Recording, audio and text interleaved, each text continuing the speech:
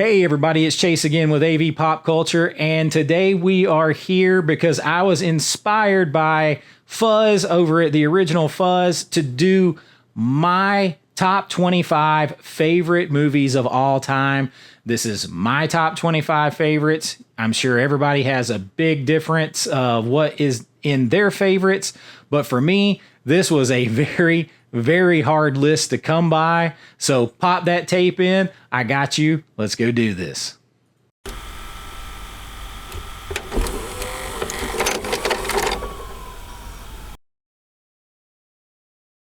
All right. So, as I was saying, this was a very hard list to narrow down to 25 films.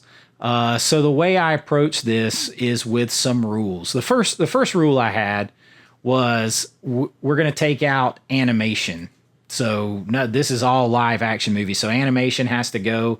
I'm a Disney Classics animation fan. Those aren't it. It's a whole separate thing in my opinion. So those are set aside. So no animation in my top 25. This is my rules. And then what I noticed is as you're making the list, things can change. You can surprise yourself. Once you get out of the top 5, maybe 7 to 10, what I found is after that, they can be somewhat interchangeable depending on how you feel at a certain time, where you're at in your life. You know, something that might have been your favorite for the past 20 years might have dropped from like 10 to 25 and barely make the list, but they're still very important to you. This was like picking between children and my children at some point. Like it's a tough, emotional and sentimental and nostalgic choice a lot of times. So what I decided to do was to not edit myself, not overthink the list, and just go with what I've always loved and what feels natural. And the first ones that came to my mind, the top of my list has always been secure. It hasn't really changed. But everything else, there could be other movies that could have slid in there. Ultimately, what I found is if I'd had like a top 35 or 40, I would have probably gotten in all of the movies that I wanted and not felt so bad about leaving anything off the list. So once we get through my top 25, we will have several honorable mentions, which to me are just an extension of this list. But it's like a top 25 in football or anything else. You got to cut it off somewhere. The others are basically 26 on down once we get to my honorable mentions. And I guess there's nothing to do but go for it. This is a very great way, I feel like, to get to know someone. So I think it's a great idea. I'm glad that Fuzz did it and it inspired me. And I think it, was a good way watching getting to know him even more. And a lot of your favorite vloggers here, if you check out their favorite films, it tells you a lot about the person. And you can find that you have a lot of things in common and things like that. And it's really awesome. But there are no wrong answers. People love movies for all kinds of different reasons at different times in their life. Things marked different points in their life is something that you can be very passionate about. So just because my list might not match your list or this list over here, somebody had this, doesn't mean that I don't love those films or that I disagree with you or whatever. This is just my personal list. So here we go. Let's start at the bottom at number 25. And this is by far the newest, most recent movie on the list. So that'll tip you off a little bit. I am talking about Marvel's Guardians of the Galaxy. And I know that some of you might be surprised to see a Marvel film on my list, but Guardians, I absolutely love. It hits all of those 80s nostalgia notes for me. When I watched this film, I totally felt Indiana Jones vibes, Star Wars vibes. And then you have the main character, Peter Quill. He's an 80s kid. He's kind of Arrested Development, stuck in the 80s. because he was abducted in the 80s. So the 80s is what he remembers. He's got his Walkman. I have a very strong kinship with that. And then you factor in the comedy, the action, the sci-fi elements. It felt like, Star Wars-esque, Indiana Jones-esque. Like I saw, like the opening scene in this movie is straight out of a Raiders film, out of an Indiana Jones film, where he goes in. I mean, it's straight out of Indiana Jones type of film. So this is cracked its way into my top 25. And I think this is the newest film, and I think this film is like 11 years old now. So Guardians of the Galaxy coming in at 25. All right, next up on my list at number 24 is the first comedy on our list, and I have always loved this film. I was a kid when I first saw this film. I remember me and my brother renting this at the movie rental place in the early 80s. It was like a mom and pop place. It was called View and Chew Video, and that is Trading Places with Dan Aykroyd and Eddie Murphy. And of course, you have Jamie Lee Curtis in there, and Denholm Elliott. This is an absolute fun film. I kind of end up watching it around Christmas time each year. It's not really a Christmas movie, but it does take place around Christmas and New Year's, and I love everything about this film. I mean, this is Dan Aykroyd and Eddie Murphy in an early role, just absolutely going at it, having a lot of fun, and it's old school Eddie Murphy, which is the best Eddie Murphy. And you have Jamie Lee Curtis breaking her virginal final girl, pure final girl thing. She plays a prostitute. She goes topless in the movie. It's a whole other look at Jamie Lee Curtis, who is always, the final girl in Scream Queen. So Trading Places, absolutely love this film, and I do have some comedies on my list. So you have a precedent set there with Trading Places.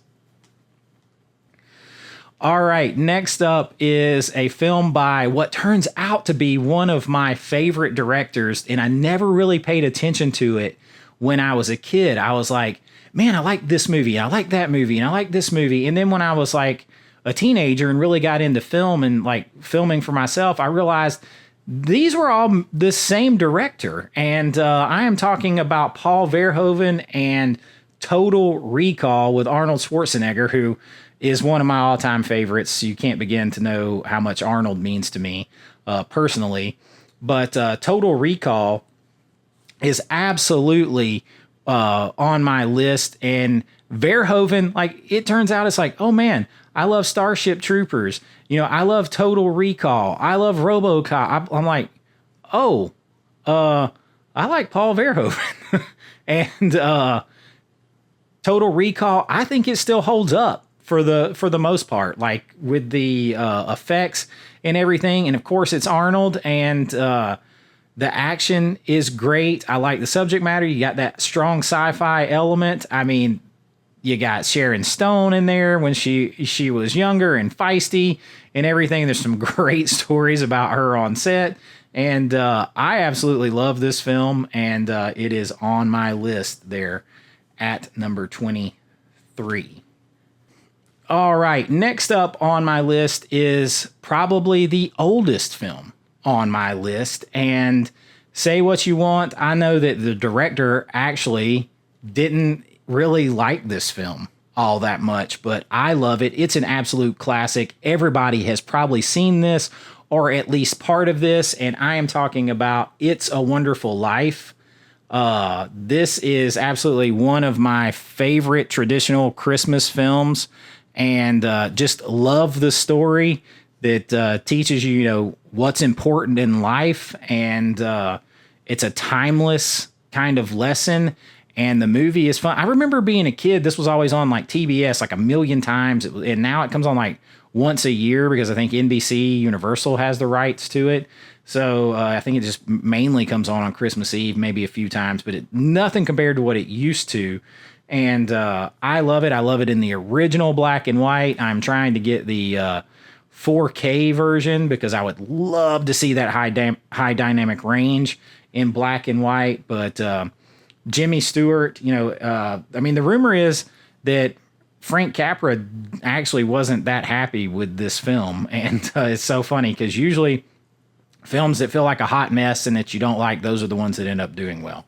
But there is It's a Wonderful Life, soundly on my list at number 22. Now we are moving on to maybe the next newest film on my list. I don't know. I didn't really pay attention to how old they were, but I'm a Disney guy. I love Disney stuff. Now we're not doing any animation film. Disney as a company right now is a different story, but like old school Walt Disney and like the Disney theme parks and things like that, I absolutely love. But what they're doing with movies and stuff, I do not, although now we have hope because of the deal with Sony. But this film just totally took everybody by surprise. I remember wanting to see it the second I saw the previews, and it ended up winning Johnny Depp an Oscar, I believe, and that is Pirates of the Caribbean. He created an iconic character that, try as Disney might, they cannot replace Captain Jack Sparrow with anybody else. Anything else they do is going to flop. It spawned a huge franchise, but this movie is far superior to all of the rest. Iconic Captain Jack Sparrow, swashbuckling, adventure on the high seas, all of that. Got a little bit of spookiness in there. Everything, all the elements are there. Incredible performance by Johnny Depp. Lands Pirates of the Caribbean on my list at 21. All right, we are into the top 20, and no list that I'm going to have would be complete without this film. I think this is a action film that is still somehow underrated, but everybody knows it, and it is actually quite perfectly executed from a filmmaking standpoint, and that is Roadhouse. Now, I love this Vinegar Syndrome release of this. I had to go. I was late to the party. I had to go and pay up on eBay to get it, but I had to have it because it's one of my favorite films. I got a lot of films I got to get. As I decided to start collecting again, it was going to be the nicest editions I could find of my favorite films. So I got some work to do, but Roadhouse, absolutely, I couldn't wait to watch it when I got it. Fantastic 4K action. I mean, there is nothing not to like about this movie. I don't know what else you say about it, but Swayze, Roadhouse, definitely on my list, cracking the top 20 with Roadhouse. All right, number 19, we get a little more serious, and it is a drama film that's loosely based on someone's real life experience. And this film influenced me so much, combined with another film, a horror film that isn't on my list. I'm going to spoil horrific there. I made a movie called Dark Road 79. I was inspired partially by this film a lot, and one of the people who the critics that reviewed the film, reviewed my film as Friday the 13th meets Almost Famous. And Almost Famous is number 19 on my list. I absolutely love it. This is the bootleg cut. This is the long cut. Basically the director's cut. It's the cut that you go with. In my opinion, it's like 30 or 40 minutes longer, I think, than the original cut. Absolutely awesome film. I love period pieces. I love everything about it. The music, the nostalgia, that vibe, everything about it. It definitely inspired me to make a film. So that's one of the highest compliments that you can give. And there is a scene that I did in Dark Roads that is a complete homage to where the band is all fighting, and they're on the bus together and they start singing one by one. We have a scene. It's Dark Road 79 is about a rock band in the 70s, and it's very, very similar. And they start singing a song that I wrote, which is cool, and very inspired by this film. coming in at 19 on our list. All right, we are up to number 18, and this is my favorite John Hughes film. I am talking about Weird Science. Now, it's not that I don't love The Breakfast Club, but Weird Science, to me, has all of the elements. It's a little sassy, it's a little raunchy, it's fun, it's got all the comedy there. Bill Paxton is great as the asshole brother, Chet, in here. And I mean, well, you've got an early Robert Downey Jr. performance going on in here, but Michael Anthony Hall and Kelly LeBrock, it is absolutely awesome. The soundtrack, I mean, the song is iconic at this point. And I mean, I do love Breakfast Club, but for me, I mean, you even have, it's like they turn Frankenstein into this awesome sex comedy, which is absolutely awesome. And I love Weird Science. It comes in at number 18. All right, moving right along here. We are up to number 17, and we have another action film that has James Cameron's fingerprints all over it, despite the fact that he wasn't the official director, and there was Ridley Scott was originally working on this film as the director, I believe, but Catherine Bigelow gets the honors, and I am talking about Point Break. I absolutely love this movie. It is the adrenaline ride. You've got Swayze again. You've got Keanu Reeves. I love Gary Busey in this. Hey, Utah, get me too. I mean, I absolutely love this film. Fast and the Furious basically ripped off this storyline almost exactly, but that's okay because the first Fast and the Furious is fun too. But Point Break did it first. Point Break did it better, and Point Break is on my list.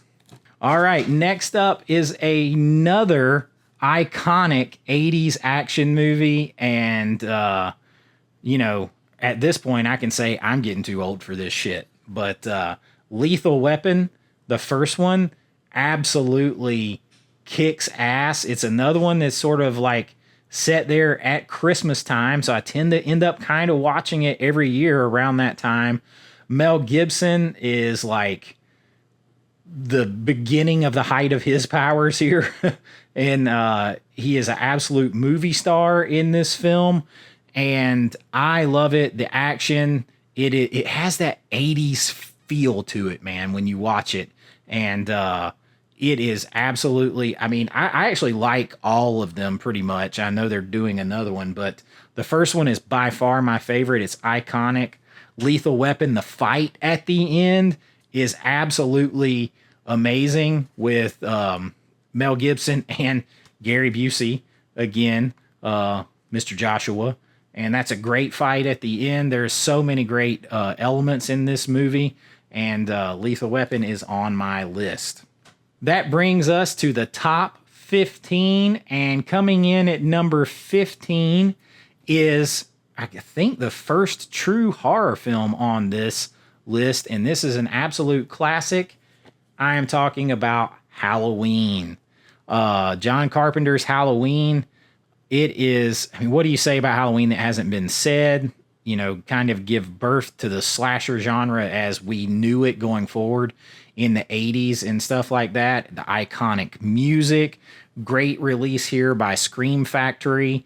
I got the big box set with the record and everything, and I cannot wait to watch it. We'll dive back more into it then. But Halloween, the Boogeyman, Michael Myers, it has all of those. I like movies that you feel like the season of Halloween, and there's a surprisingly few amount of horror movies that actually take place at Halloween, which is odd, and even less films that have that sort of fall vibes to them. And Halloween has it all for me, even though they were having to rake up leaves and reuse them because it really wasn't fall. But I love Halloween, and it's on our list, cracking the top 15. Because now we're starting to get really serious. We have moved into number 14, and this is also a horror movie. This is done by the awesome Steven Spielberg. I'm talking about the original blockbuster, Jaws. I mean, it is an absolute classic. What do you say about Jaws that hasn't been said? I grew up with it. It had a great effect on me, as it did on many people, because you thought about it. I mean, look, it had such an effect on me as a kid. I was checking the swimming pool whenever we went to swimming somewhere, or the lake, for sharks.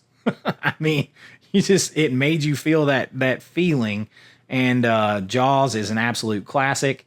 It is on my list at number 14. Number 13, we are staying in the horror genre again with, I would say, probably one of my favorite horror movies of all time. I would really have to set and dictate a list of that on its own, and maybe I'll do that. But I absolutely love this film. This film screams 80s, it screams horror, and it is The Lost Boys. I absolutely love this movie. It's like Goonies, but scary and horror. And the vampires, when you actually look back on it, the vampires are pretty brutal when they're watching the punk rockers at the bonfire, who they end up flying out of the tree and eating, and like it shows them like bite into one of them's scalp and rip his head back, and it's pretty gruesome in some spots. And the fact that the vampires could fly scared the hell out of me when I was a little kid, because it was like there was no way you could get away from them. So I absolutely love this film, and The Lost Boys is always going to be high up on any of my lists. Now, next, boy, we're starting to get into it now. We're in the top 12, and I just mentioned the Goonies, so we might as well go there. I just got this beautiful...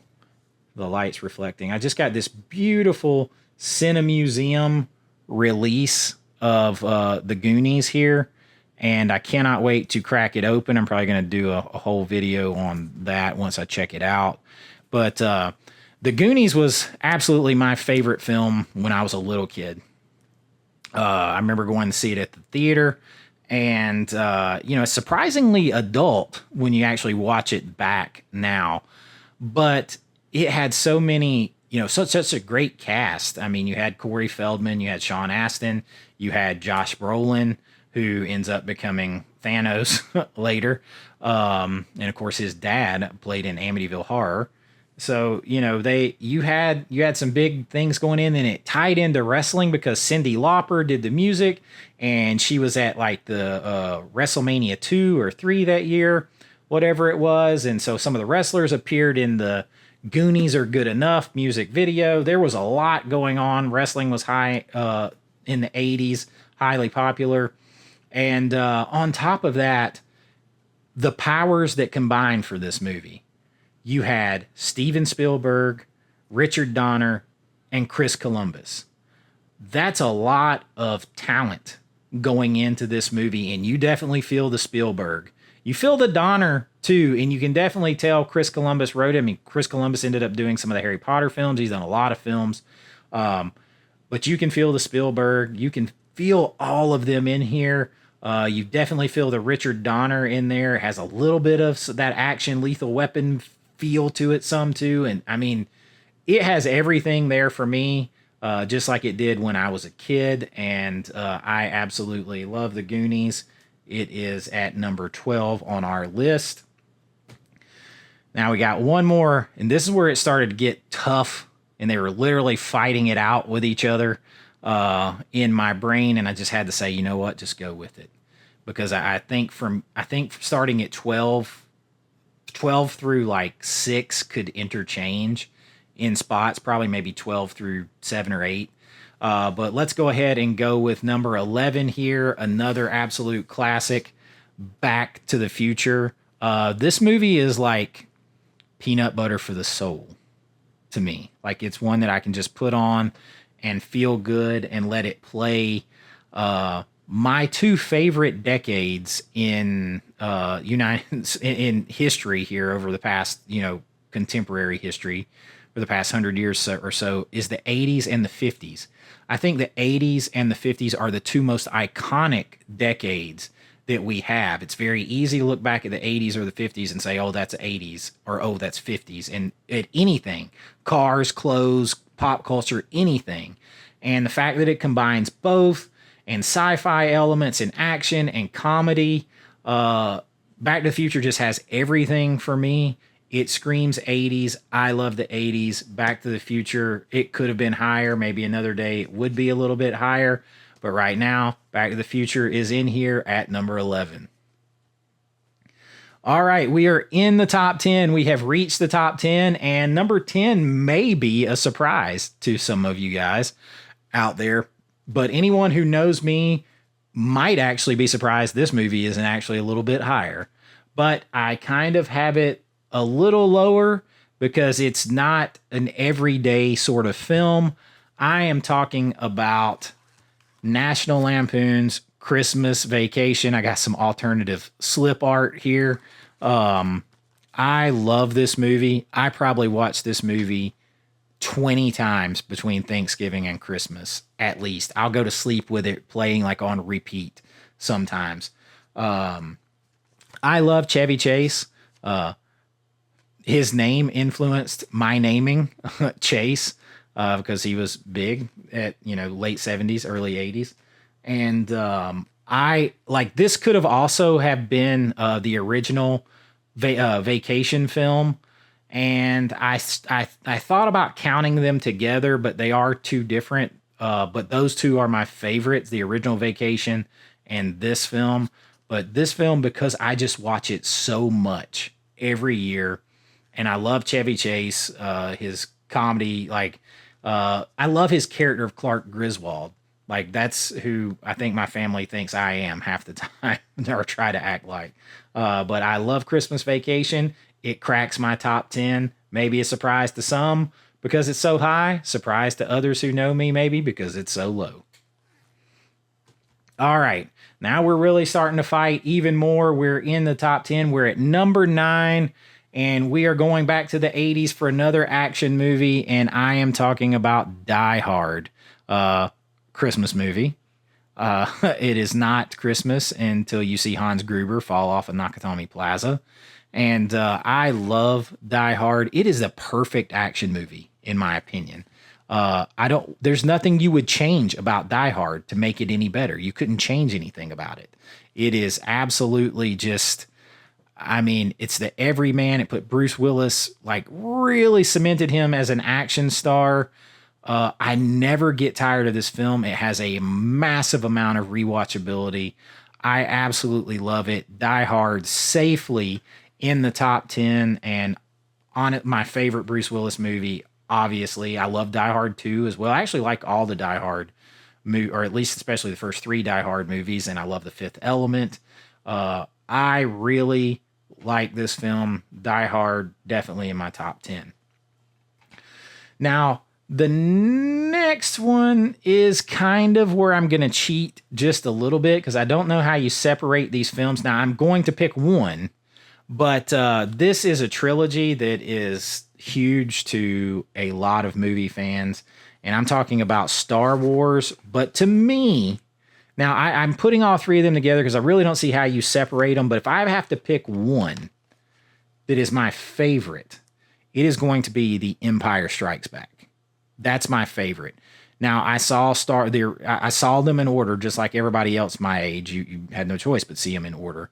I saw them in order, but Empire to this day is still my favorite. So, really, Star Wars, the original trilogy as a whole, is at this place on the list. But if I have to pick one from the original trilogy, it's going to be Empire Strikes Back. Star Wars means the world to me. I'm a warsy. I love Star Wars. And here it is on my list at, what was that? We are at 8. Yeah, see, another day this could have been a few spots higher. We're going to go at 8 right now and head back to what a lot of people say is an action film, and it does have action, but I actually classify this film as a drama. It is based on a novel. It's a drama with action, and it is Rambo First Blood. I'm getting all kinds of reflection here with these reflective case covers. But First Blood is an amazing film. This film will also show you what kind of actor Stallone is. He is not just a action hero. The scene at the end where he's breaking down, and he's suffering from PTSD and all those things, and he's breaking down and crying. I mean, it Stallone can act. I mean, there's a reason the guy's been nominated for Golden Globes and Oscars and stuff like that for acting, and I absolutely love this film. It is my favorite of the Rambo films. I actually enjoy all the Rambo films, but this one is still my favorite, and I never get tired of watching it. It is high up on my list for good reason. All right, moving right along, we are up to number 6, and this is another place where I'm going to cheat again because it's my list, and I refuse to split up these two films because they're like 1A and 1B, and I love them both, and I am talking about The Terminator and Terminator 2. I don't know how you separate these two. Of course, I saw Terminator first. I saw it in the movie theater as a kid. I Like, there was nothing like it in Arnold. I mean, I'll be back. It's one of the most famous spoken lines in the world now. And kind of kicked him off. I love how he's just an absolute machine. Of course, they make him the hero in the second one. I know this 4K isn't great. I haven't gotten into that. I'm not getting into that right now. I hope they give us the first Terminator on 4K. I would love to see. I mean, I know it's not ever going to go to Vinegar Syndrome, but I would love to see a big to do made out of these films like that, big release like that, because I absolutely love Arnold and Terminator and Terminator 2. Of course, you got James Cameron. The backstory, I've read and listened to Arnold's books. Like, he was originally going in and talking to James Cameron about being Kyle Reese in this movie. And they sat down and had lunch, and Arnold started talking to James Cameron about what, like what he thought this character should be. Like, he wanted to make sure if he was going to play the hero in the movie that this guy could really sell it as a machine, all these things. And by the end of the lunch, James Cameron said, look, you have this character. This is the character you should be. And Arnold had to be convinced of it because he was afraid of doing a bad guy role again. So he had to be convinced of it. And I mean, of course, the rest is history. Just like the "I'll be back" line, Arnold still was, his English was still slightly rougher than what it is now. And he felt like that using the word "I'll" instead of "I will be back." He said that didn't sound like a robot. It didn't sound right. And James Cameron said, how about you act and I'll fucking direct? And Arnold had to say it the way James Cameron said to say it. And of course, the rest is history. "I'll be back" is synonymous with Arnold. I love these movies. Amazing films. Definitely high up on my list. All right. We are now to the top 5. And this is really tough. But number 5 for me is The Karate Kid. And I specifically chose this version. I know I dinged it. I specifically chose this version. This movie means a lot to me. I have gotten to know Martin Kove Sensei Kreese. He starred in one of my movies, as did his son, Jesse. And I was already a huge Karate Kid fan. I had been all my life. I mean, I was like 5 or 6, whatever, when it came out.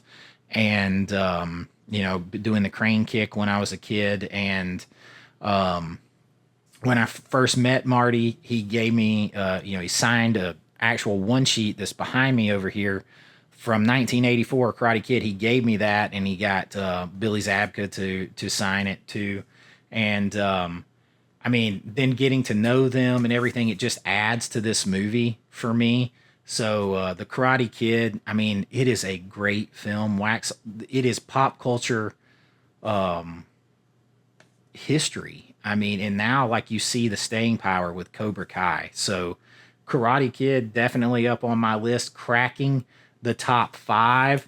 So the top 4 are big time to me, and I absolutely love the fact that this is another pop culture phenomenon that is still going over 40 years later with the original characters, much the same as a Karate Kid. I am talking about Ghostbusters. Ghostbusters, like, was a lot of people's introduction to horror in a way that were my age or a little bit younger. And I absolutely love this film. Everything about it. Dan Aykroyd, Bill Murray, Harold Ramis, everything. Like, this movie works so well, and it left such a mark and has so much staying power that 40 years later, you still have these everybody who's living that played in this film basically reprising their roles in two new films to carry them to whatever success they have. And honestly, if they were utilized more, it would probably be a bigger success. But it is that kind of staying power we're just not going to see again, most likely, with movies. So Ghostbusters, definitely high up on my list here at number 4. All right, we've got our top 3. And coming in at 3, Arnold makes an appearance again with Predator. I do think this is my favorite Arnold film. Sci-fi, horror, action, all the elements are there. The iconic handshake with him and Carl Weathers. I absolutely love this movie. There is not one thing negative I can say about it. I love this film. I have it in 4K too, but I actually like this cover art better. I mean, what do you say about it? Predator is absolutely awesome. Perfect action, sci-fi, horror element film all mixed together. You dot all my I's and cross all my T's with that. Then you throw in Arnold and all of that. You got me hooked. This is number 3. Deep breath. Last 2. And again, I am going to cheat a little bit because it's hard to separate this franchise. I will pick a favorite amongst this franchise, but I am talking about Indiana Jones here at my number 2. And if I have to pick one, my favorite Indiana Jones film is Indiana Jones and the Last Crusade. I love seeing him and Sean Connery just go after it. Harrison Ford is actually my favorite overall actor of all time. I mean, he's Han Solo, he's Indiana Jones, he's Blade Runner. I love Indiana Jones. I love Harrison Ford. He has so much versatility as an actor. He's one of those rare actors who is a true thespian who can really act, but he's also a super big movie star. And that's a hard combination to get together. I love Indiana Jones, classic old school adventure. What is not to love about Indiana Jones? And what can you say about it that hasn't been said? I can't separate. I mean, Temple of Doom is probably my least favorite of the original 3 by far. But Indiana Jones and Last Crusade is my favorite. But Raiders, I mean, come on. It's so hard. That's what I mean. I'm kind of cheating here, but I absolutely love Indiana Jones. So Indy is coming in at number 2 on my list. And that leaves number 1. And number 1 is super, like, personal and important to me. And I'm just going to say it is Rocky. Rocky is my all-time favorite film for a lot of reasons. I mean, forget the fact that it was nominated for like 11 Oscars and sort of like set up the template for most sports movies to follow, including Karate Kid. It's basically Rocky with karate in a way. And, you know, you got the same director. But what Sylvester Stallone went through, like I'm a writer and a filmmaker, and knowing that like he wrote this film himself, that he wouldn't take no for an answer, that he wouldn't let him cast someone else. He was determined if this movie was going to be made, it was going to be made his way with him as the actor. They had to go guerrilla style to shoot some things because they couldn't afford to pay to shoot in the city of Philadelphia. So they would run out there in a van, jump out, film scenes of him running, and then jump back in and haul butt to get out of there before the Teamsters got him. They did everything. He had to sell his dog, which he eventually bought back. Everything he had to do, it just had that indie spirit, that triumph, and then to be nominated for, I believe it is 11 Oscars that it was nominated for, including Best Picture. And, you know, Stallone, he's been nominated for Golden Globes, and I believe he was nominated for Oscar for Creed too, or Creed Part 1 as well. And he was nominated for writing here. I mean, that's talent. That's talent. This film has everything. I actually love the fact that Rocky doesn't win at the end, because it was never about winning for Rocky. It was about proving something to himself, which Stallone had to do by getting the movie made. So I've kind of adopted that philosophy too. Prove things to yourself. In this life, you got to prove nothing to nobody but yourself. And I absolutely love the message and everything about the film Rocky. They pioneered using the Steadicam a lot. I absolutely love this film. It is my number one film all time. And that is my top 25 list. But real quick, because the video is getting long, we're going to run through my honorable mentions. And again, like, this would just be number 26 on down, pretty much here. And I'm going to grab the stack, and because first up on my honorable mentions would be Aliens. Now, Aliens on another day could have been at 15 or 10 or 12 on this list. I absolutely love this movie. Sci-fi, horror, everything about this film is on point. I love Aliens. I love that it spawned a franchise. I really want to get the 4K, but I do have this, and I have it on DVD as well. I double and triple dip this one forever. I love Aliens. It is on my honorable mention, basically just this is an extension list for me. And one I mentioned earlier, throw in there real quick, National Lampoon's Vacation. I talked about it already. Definitely on there. And then we come back to some more James Cameron with True Lies. I mean, this is a clever, fun action film. More Schwarzenegger and James Cameron together. How do you beat that? There are some great sequences. I love when Jamie Lee Curtis has to dance for him. It's absolutely hilarious. There is so much fun with this film. I absolutely love True Lies. And of course, Bill Paxton, the great late Bill Paxton, in there too. Next up is another Schwarzenegger film. If you knew me, this wouldn't be that shocking to you. The Running Man. This is actually based on a Stephen King. It's reflecting big time with that cover on the Steelbook. This is actually a Stephen King book that this movie was based on. Now, they kind of lost the vision a little bit as they had to change directors, and they brought in a director who I think had directed only TV, done Starsky and Hutch, kind of came in and changed some things from the book. But I still love it. I love the way it came out. It's very pertinent for today. That's all I'm going to say about that. It definitely applies to some things that you got to be careful with today. I love the film, Stephen King based, and Rob Zombie's 31 is basically a horror, homage to this film. Love The Running Man.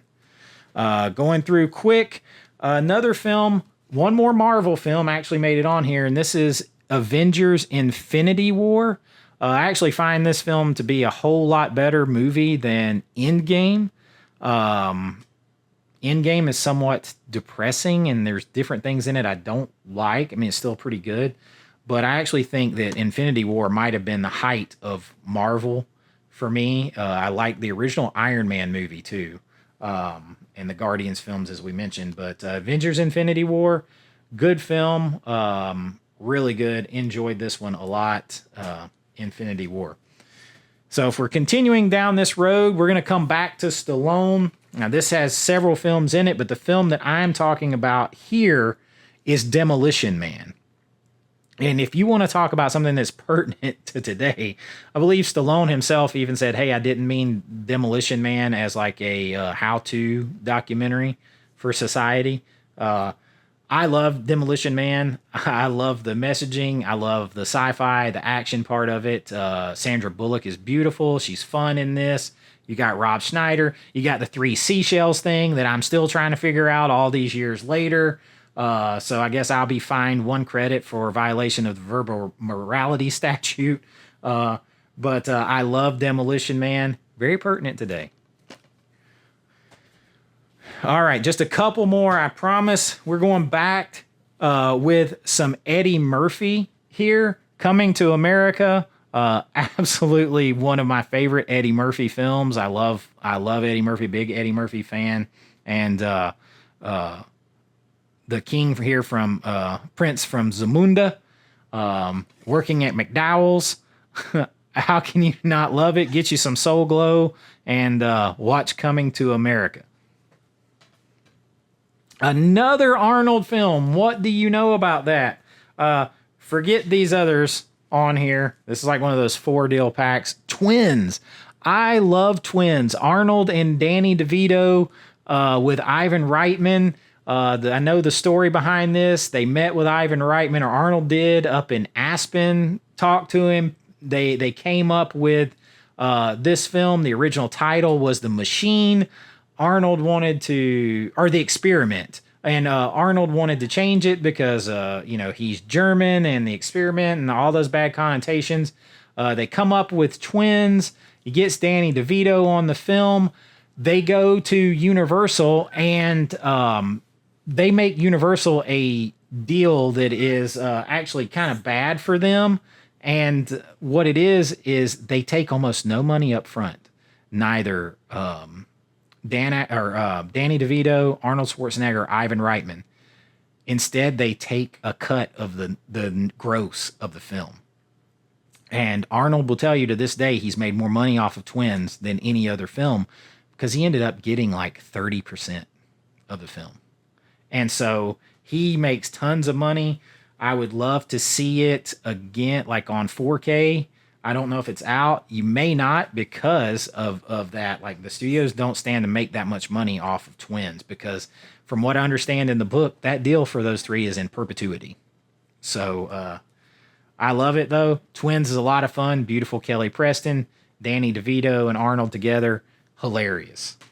They were going to make a sequel and they were in the process about to start it and Ivan Reitman passed away. All right. 2 more real quick. My Tarantino film. This is actually, believe it or not, now I love Django Unchained. I love Pulp Fiction. I like Tarantino a lot. I love most of his films. But Once Upon a Time in Hollywood just hits those nostalgic, old school Hollywood vibes to me and mixes those in with a Tarantino film and some wish fulfillment there at the end of the movie on how you wish things had gone. And I'm just a big fan of Once Upon a Time in Hollywood. Definitely. So you got to have Tarantino making an appearance on your list. And the final one, the first horror movie that I ever remember seeing that scared the hell out of me because I was like 5 or 6 when it came out in the early 80s. And it was the first horror movie I remember seeing. And what a scary one to start off with. And I'm talking about Nightmare on Elm Street. Now imagine you're like 5 or 6 years old. This movie just came out and you saw it. Now I have a brother that's like 4 years older and, watched it and Freddy scared me because you couldn't get away from him because eventually you had to go to sleep. So that was my introduction to horror. I still remember where I was when that tape went in. I remember what the living room looked like. I remember every single detail. That's how much impression it had on me. So down here around what would be 35, 36 on the list, you're still talking about things that have that kind of impression, this type of iconic movie. And that is the end of my list and my extensive honorable mentions. Let me know what you think. I have had a lot of fun doing this. I am thankful to Fuzz over at the Original Fuzz for inspiring me to do this. I am interested to see how this may change as I go back into really spending time broadening the amount of films that I watch, spending more time watching films. And now that I'm collecting versions of films that I might not have watched before, but maybe one time or things like that, and really go back and watch them. And maybe a year from now, this list has changed. So we'll keep up with it and see. But for now, if you have enjoyed this, please like and subscribe, share. It really does help out the channel. And until next time, be kind, rewind like always. This is Chase with AV Pop Culture, and I'll see you real soon. Bye bye. I know.